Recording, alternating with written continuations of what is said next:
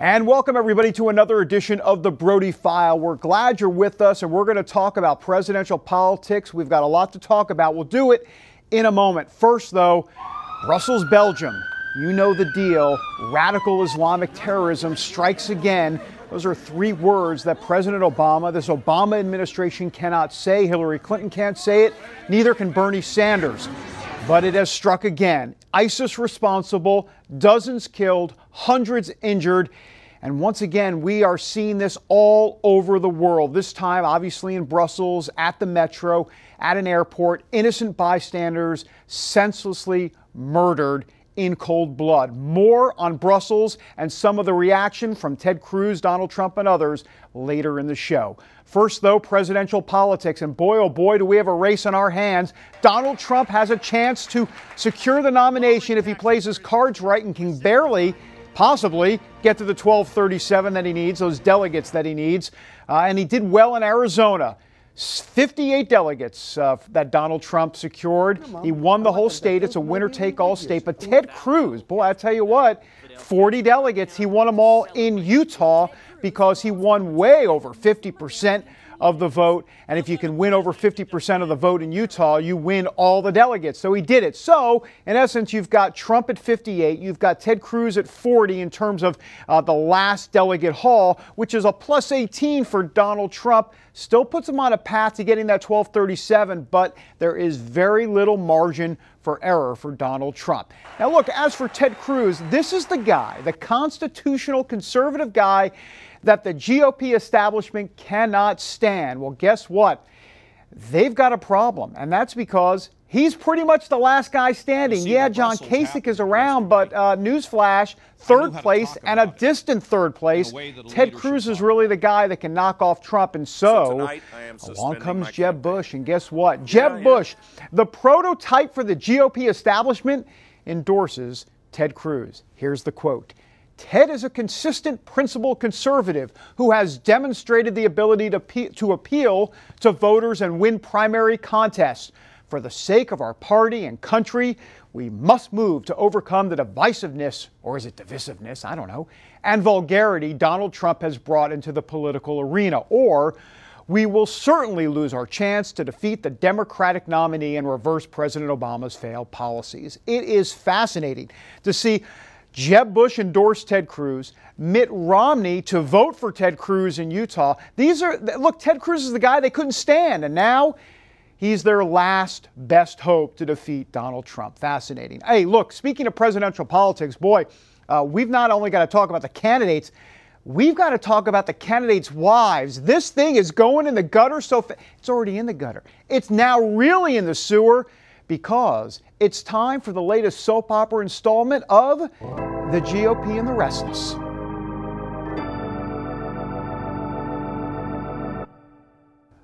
Well, there she is. She could be the First Lady of the United States, Melania Trump, and the Make America Awesome anti-Trump PAC put out this big ad basically saying that Melania Trump could be the First Lady, and do you really want her because she's done some pictures that might be a bit provocative.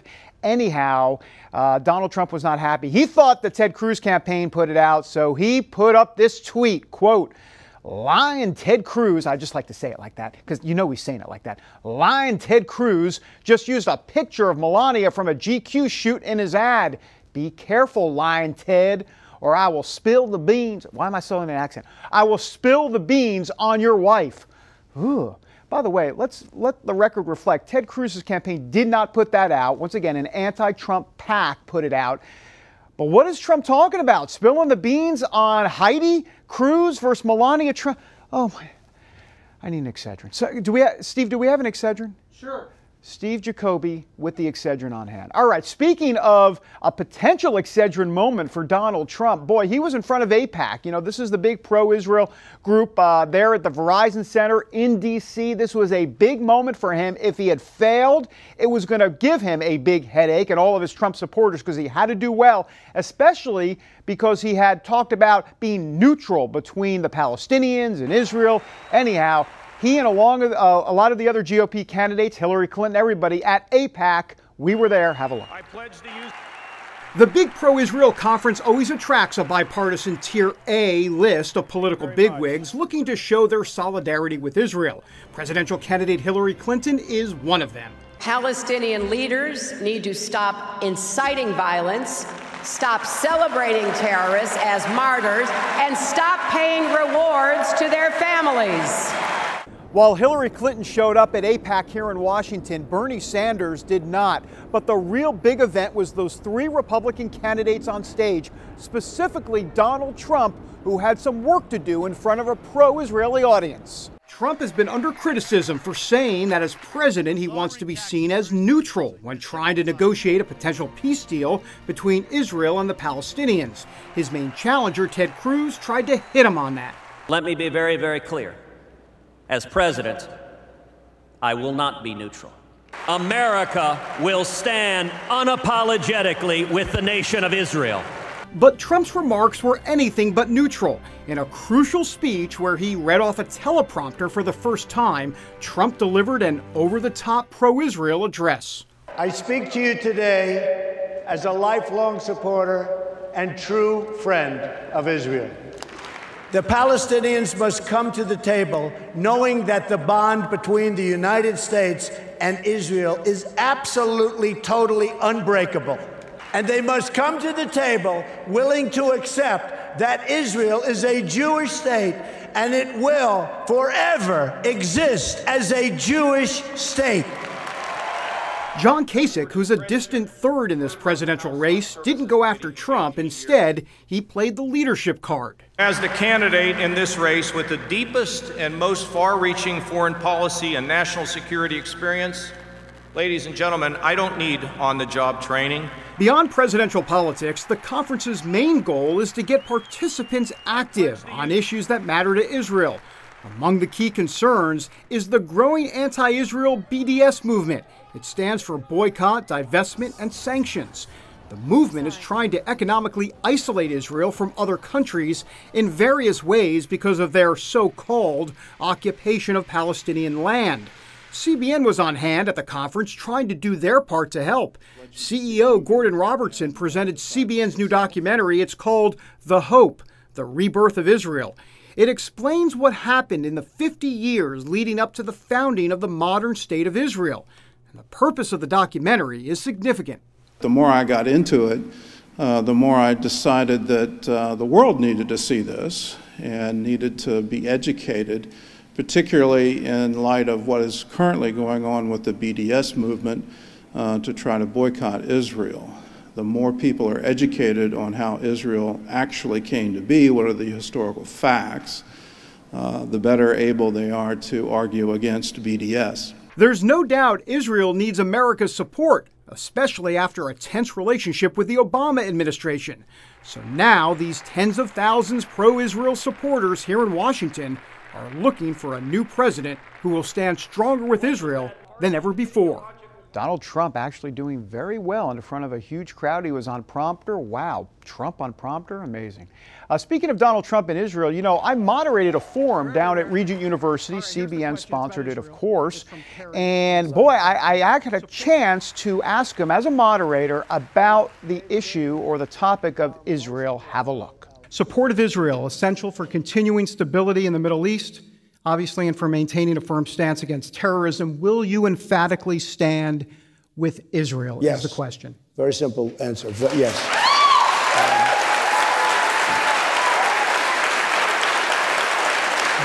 They've been our most reliable ally, especially in the Middle East. And you look at, you know, what's happened with Israel. They were so against this horrible Iran deal. They were so against it. And I tell you what, Obama was the worst thing that's ever happened to Israel. You can look at it as he's not a good president and he's not doing a good job. And you look at Bibi Netanyahu, you look at what he has gone through. I mean, you could just see the level of exasperation on that man's face, how they just, the most basic things, they weren't winning anything. Why did we make a deal like this with these people? And they look at us like they have no respect for us whatsoever. They can't believe themselves that they were able to get this deal. I don't get it. I mean, I don't get it. There are a lot of theories out there, but I don't get it. This will be studied and studied for a long time. And this will prove to be a very bad deal. This will lead to nuclear proliferation 100%. And all the money we gave, everything we gave, even the keeping of the hostages, and ultimately they released the hostages for $150 billion they released, so it really looks like ransom. The other way, it wouldn't have been ransom, the way I said it, and it would have been back 4 years earlier. No, I'm with Israel 100%. Donald Trump down at Regent University. All right, when we come back, genocide overseas, Christians being persecuted. Jennifer Wishon with the details next. And welcome back, everybody, to the Brody File. All right, look, we know what's going on overseas. Christians and genocide. It's been happening for a very, very long time. The Obama administration has never used the word genocide when it comes to ISIS killing Christians overseas. Well, that has now changed. Jennifer Wishon, Jenny in the B Block, has the story.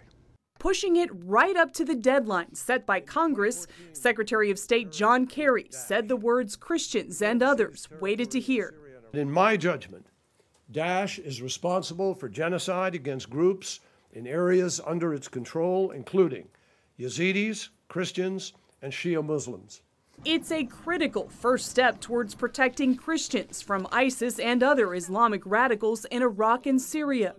Every jihadist in the Middle East believes they can kill, kidnap, enslave, and otherwise torture Christians and other religious minorities, and they believe they can do it without repercussions. In northern Iraq, Assyrian Christians are an ancient people descended from the first followers of Christ. We are, as Assyrians of the Middle East, we are on the verge of extinction. Juliana Tamarazi recently visited the town of Teleskov in the Nivea plains of Iraq, where 200,000 Christians have fled from ISIS. The homes are destroyed. When you walk inside, their closets are all broken, the beds are all overturned, the kitchens are destroyed. Secretary Kerry's genocide designation helps keep the plight of these Christians near the front of U.S. foreign policy. Advocates wasted no time celebrating. They're already working with the State Department to make sure Christians are represented in Syrian peace talks and that the property rights of Iraqi Christians forced to flee their homes are enforced. There are going to be borders redrawn, constitutions redrafted. It's absolutely essential that the Christians have a voice in this process, or they will have no place in the new Syria and in the new Iraq. There's already an effort to create a safe haven in the Nineveh Plains so that Christians, Yazidis, and other minorities can return home, govern themselves, and rebuild their lives without fear of extermination. If you care about the presence of Christianity, the Christian witness in this very gospel-poor part of the world, you will support the idea of a safe haven. In spite of the horrors they've experienced at the hands of ISIS, Christians in this part of the world are experiencing a revival of their faith. They have told me repeatedly, it is because of persecution that has been inflicted on them, that they have grown closer to Christ, that they find themselves praying more, that they're thirsty for the gospel more. Now the same advocates who pushed for the genocide designation are moving to keep up the pressure to ensure the Obama administration not only talks, but acts to protect those persecuted Christians and other religious minorities. They hope to make real progress before the next administration moves into the White House. For the Brody File, I'm Jennifer Wishon. Jennifer Wishon. Thanks, Jenny. All right, when we come back, we're going to talk about Brussels again and how it is influencing presidential politics. It is. Back in a moment.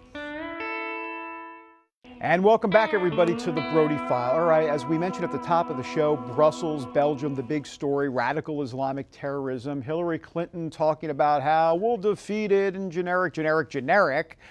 Donald Trump and Ted Cruz getting a bit more specific, especially when it comes to cracking down on what they say is a problem within the Muslim community. Have a look at Donald Trump first. I've been talking about this for a long time, and look at Brussels. Brussels was a beautiful city, a beautiful place with zero crime, and now it's a disaster city. It's a total disaster. Mr. Trump, and we have to be very careful in the United States. We have to be very, very vigilant as to who we allow into this country.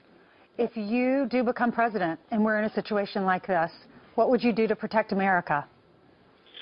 Well, again, I think I've said it. I would close up our borders to people until we figure out what is going on. Look at Brussels. Look at Paris. Look at so many cities that were great cities. Paris is almost as bad.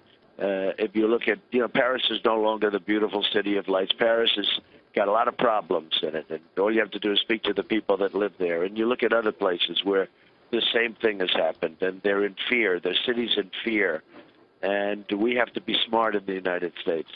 Donald Trump with some pretty strong words. Speaking of strong words, Ted Cruz, my goodness gracious, talking about taking a look at law enforcement techniques when it comes to the Muslim community, monitoring the Muslim community in America. He's coming under some criticism. Have a look. New York City, under Mayor Bloomberg, had a program that focused on, worked proactively with the Muslim community to stop radicalization, to prevent attacks from radical Islamic terrorism before they occur. Now, what happened? Mayor de Blasio came in and decided political correctness mattered more than keeping people safe. He disbanded the program. Let me give an example. If you're concerned with gang violence is a real problem in a lot of places across the country. What does law enforcement do with proactive policing? You go into the neighborhoods where gang violence is a problem and you work proactively to get the gang members off the street. And by the way, the people you're protecting are the residents of those communities who are typically the victims. With gang violence, it is often African Americans and Hispanics. It's low-income Americans who are often the victims of those violence. And by having a serious police presence there, you are protecting those communities. The same is true in the Muslim community, where radical Islamic terrorists, they don't just murder Christians and Jews, they murder other Muslims as well. And we need to fight and defeat radical Islamic Senator, terrorists. you know that surveillance program was in effect in New York. It has been disbanded, as you mentioned. You also know it didn't lead to any leads, any intelligence tips. They said it didn't work. It is true that the de Blasio political henchmen say that. And it's also true that the NYPD said it provided valuable intelligence. And I'll tell you, as I travel the city of New York and as I travel the country, police officers over and over again stop me and they say, thank you for standing up and having my back. Ted Cruz, some strong remarks, surely to get more traction in the days ahead. All right, when we come back, John Jessup, hey, what do you know? He's here. He's going to review The Passion, Tyler Perry's new movie. Well, it's kind of produced by Tyler Perry. Look, we have a lot of explaining to do. And by the way, The Passion is not the Brody Files' desire to go through the Taco Bell drive-thru. More in a moment. And welcome back, everybody, to the Brody File. All right, time now to discuss The Passion. And we're not talking about the Brody File at the buffet. Instead, it's John's Movie Corner. And here he is. Look, he's right here. John Jessup. I'm back. You're back? Where have you been? I thought I was banned. Oh, well, we thought it. Well, thanks for bringing me back. Good to see you, sir. Thank you. Likewise. The Passion. All right, full disclosure. I haven't seen it. I'll admit, I'm going to YouTube. I'll figure it out. But give it to me, because I might not go see it if you're going to give me this review. You need to pray for penance. Okay, so what's the deal? let me tell you. Critics gave it a mixed bag of reviews. Some described it as bland. Some said it was kind of like a part sermon, part Super Bowl halftime show. One even described it as a musical Jesus-themed jukebox. I'll leave those type of assessments to the paid professionals. I think among social media overall, with the general public audience, it was pretty well received. For those who actually stuck with it and watched it all the way through, it clearly struck a nerve. You know, it was a star-studded performance. They delivered strong performances. The music that kind of resonated with today's audience. But whenever you saw these sweeping wide pans of the audience, you saw the crowd reacting, especially at times like where the giant illuminated cross finally made its way through the streets of Jerusalem, modern-day New Orleans. You saw it when Tyler Perry spoke off the cuff about the death and the resurrection of Jesus. The crowd was reacting. You saw people with tears in their eyes, and it kind of felt like a little bit of a church service. So I think gauging off of that, again, a mixed bag, but I think for the most part, general audiences really enjoyed it. What's the deal? New Orleans, okay, this ain't Jerusalem. Right. So how did that did you have to suspend reality a little bit here? Yes, you definitely have to go in with a mindset of recognizing that this is not your traditional story of Jesus. It's the greatest story ever told in a refreshed or rethought way, using New Orleans as a modern-day backdrop.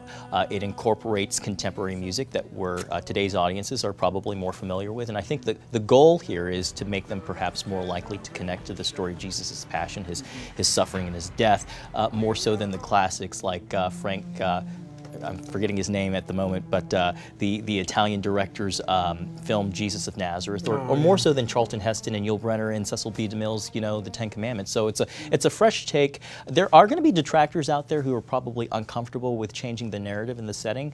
And what helped put me at ease in watching the production was that they didn't change any of the character dialogue. All the dialogue stayed true to the biblical account. So that was interesting. And the other thing that I would add is simply this, is that even though it is our story as believers, as Christians, it's not necessarily our story to keep to ourselves. It's our story that we're compelled to share with others so that we can hopefully get them to enjoy it and love it and tell it as much as we do. Very nice, sir. Passionate about the passion. I don't know. Say that. I just wanted to say it. Yeah. Great to see you. Thank you for having me on, Dave. All right. Back in where am I going? I'm right here. Back in a moment with some final thoughts on Donald Trump. Welcome back, everybody, to the Brody File. Hey, look, so when you go to rent an apartment, you can expect a few rules. I mean, no smoking in the house, for example, no pets allowed. But our oy vey moment of the week really trumps them all.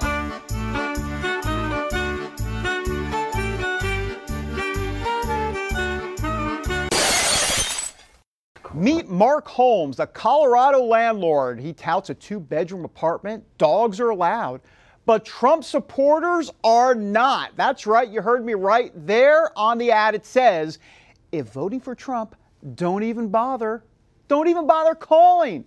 Well, as you can imagine, there was quite a bit of pushback, especially from Trump supporters. I'm voting for Donald Trump. Fine. Your answer that you don't want Trump supporters, right? That's correct. No, I don't allow them. Isn't that discrimination? Anybody that subscribes to his philosophies and to the kind of information that he's spewing and the way he spews it, I don't want around me. Oy gewollt. I mean, seriously? Rental ads with political caveats? This campaign season has officially touched every aspect of our lives, ladies and gentlemen, and we haven't even reached the conventions. We need that Excedrin. Steve, you have the Excedrin, yes? Yeah, Steve has the Excedrin. And also, he has a prayer or two because we're going to need that, especially when we get to Cleveland and the convention. Hot in Cleveland. Oy gewollt. That does it for this week. God bless. Have a great week.